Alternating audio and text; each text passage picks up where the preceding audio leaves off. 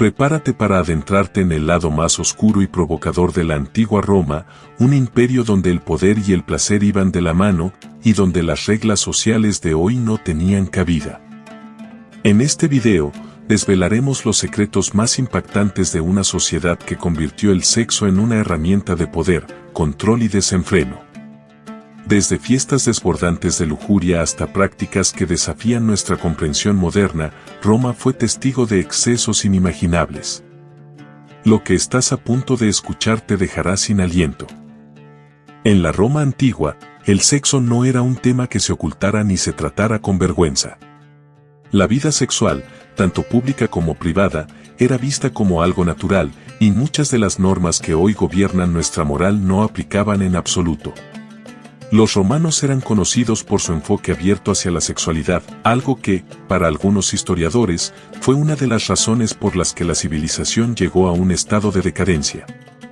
Los emperadores romanos, líderes de uno de los imperios más grandes del mundo, no solo gobernaban con mano firme en el campo militar, sino también en sus palacios, donde el exceso y la lujuria eran moneda corriente. Calígula, uno de los emperadores más célebres por su comportamiento desmedido, se convirtió en sinónimo de locura y descontrol. Organizó extravagantes fiestas donde los participantes eran sometidos a sus caprichos sexuales. Se cuenta que incluso llegó a involucrar a miembros de su propia familia en estos eventos, una muestra de cómo el poder absoluto podía llevar a los excesos más extremos. Para Calígula, el sexo no era solo una fuente de placer, sino una herramienta para demostrar su autoridad y su control sobre todos a su alrededor. Otro ejemplo del desmedido poder de los emperadores es Nerón, quien no solo es recordado por haber incendiado Roma, sino también por sus banquetes de placer que duraban varios días.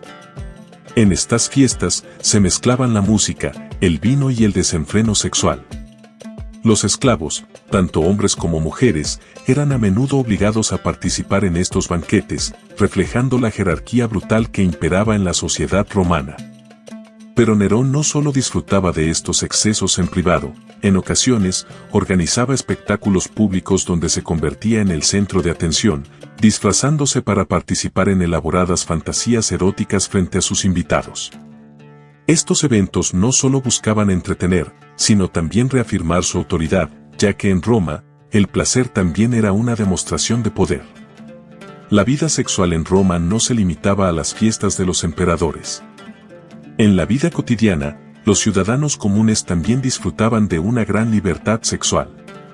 Las termas romanas, lugares donde la gente iba a bañarse y relajarse, se convirtieron en centros de interacción social donde la sensualidad y el erotismo estaban a la orden del día. Aunque las termas eran en principio lugares de higiene, también se convirtieron en espacios donde las relaciones sexuales, tanto heterosexuales como homosexuales, eran habituales. Hombres y mujeres de todas las clases se reunían en estos lugares, donde la ropa ligera o la completa desnudez creaban un ambiente propicio para el erotismo y el encuentro íntimo. Las fiestas bacanales, celebraciones en honor al dios Bacó, eran otro ejemplo del desenfreno que caracterizaba la vida en Roma. Estas fiestas comenzaban como ceremonias religiosas, pero pronto derivaban en orgías donde los participantes se entregaban al vino y a los excesos sexuales. El ambiente festivo y desinhibido permitía que las barreras sociales desaparecieran y que hombres y mujeres, sin importar su estatus, participaran libremente en los actos que hoy serían considerados extremistas. Aunque el Senado romano intentó controlar y prohibir estas celebraciones en varias ocasiones, su popularidad era tal que seguían realizándose en secreto, lo que demuestra cuán profundamente arraigado estaba este comportamiento en la sociedad romana. Las prostitutas también desempeñaban un papel central en la vida social de Roma.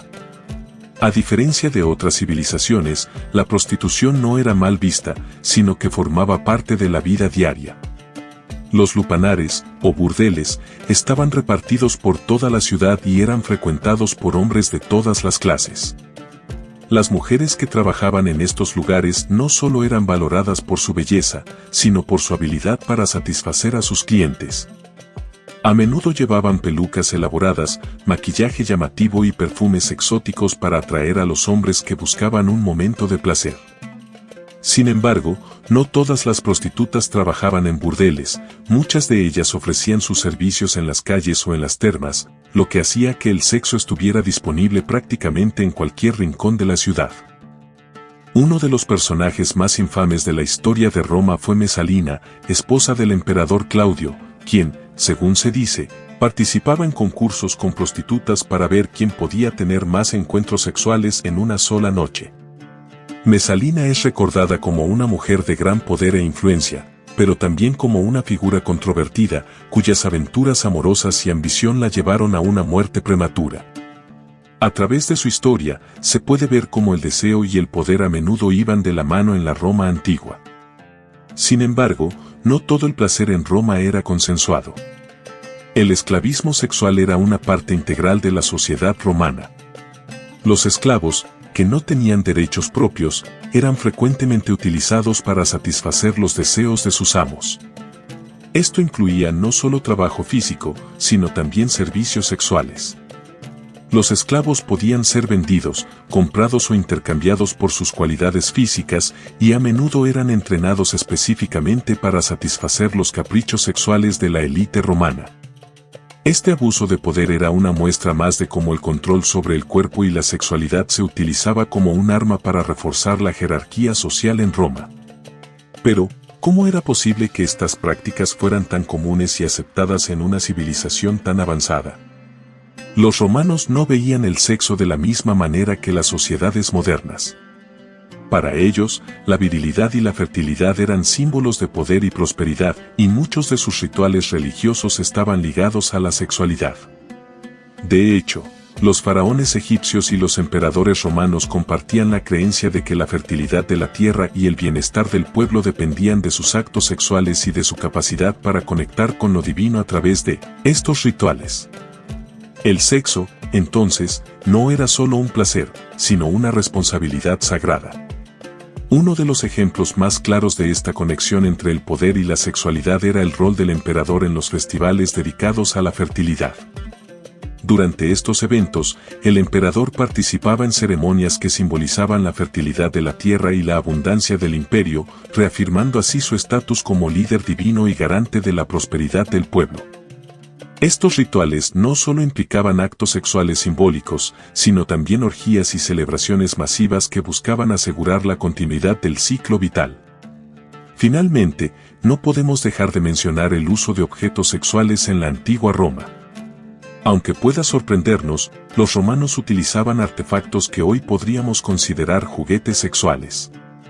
Estos objetos, hechos de diversos materiales como cuero o piedra, eran parte de la vida íntima de muchos ciudadanos. Para los romanos, estos artefactos no solo tenían un propósito físico, sino también simbólico. En un contexto en el que el sexo estaba estrechamente ligado a la religión y a la fertilidad, estos objetos eran considerados herramientas que ayudaban a canalizar el poder divino y asegurar el bienestar de la comunidad.